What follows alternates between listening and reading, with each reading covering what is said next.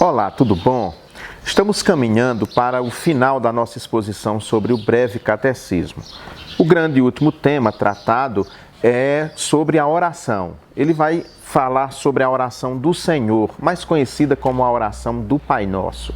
Mas antes de entrar na explicação sobre a oração do Pai Nosso, ele fala sobre oração especificamente e diz o seguinte: oração é um oferecimento dos nossos desejos a Deus por coisas conformes com a sua vontade e em nome de Cristo, com a confissão dos nossos pecados e um agradecido reconhecimento das suas misericórdias. É muito interessante, eu quero chamar a atenção para uma frase curtinha no meio desta explicação que diz o seguinte: por coisas conformes com a sua vontade.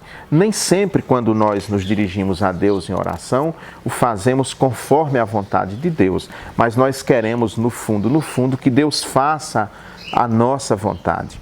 Eu penso que uma oração profunda, um verdadeiro relacionamento com Deus devia ir numa outra direção, ou seja, pedir a Deus que realize na nossa vida a sua vontade, que nos deixe quebrar toda a resistência que nós temos para que a vontade de Deus seja realizada na nossa vida. Mas muitas vezes nós nos relacionamos com Deus como se Ele fosse um despachante de nossas vontades. Nós queremos simplesmente que Ele esteja a nosso serviço. Essa é uma inversão de uma ordem. Porque, na verdade, nós que estamos a serviço de Deus, nós que devemos servi-lo e não o contrário. O breve catecismo chama a atenção para essa questão. E sermos sempre agradecidos a Ele e reconhecer as suas grandes misericórdias que constantemente Ele as está derramando sobre as nossas vidas. Que regra Deus nos deu para o nosso direcionamento em oração?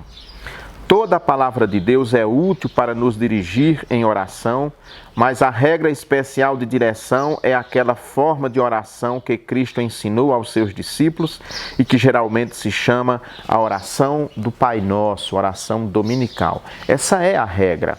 Nós vamos entrar mais especificamente sobre a oração do Pai Nosso a partir do nosso próximo encontro. Mas é importante que nós entendamos que aquela oração tem duas formas, vamos dizer assim, de ser vista. Primeiro, não há problema nenhum que ela seja, desde que feito com bastante atenção, repetida. Não há problema nenhum nisso, tal qual está registrado nos evangelhos, Mateus e Lucas. Mas o Pai Nosso é também um método, um guia, é a maneira como nós devemos orar a Deus, observando sempre aquela metodologia que Jesus Cristo nos deixou naquela oração.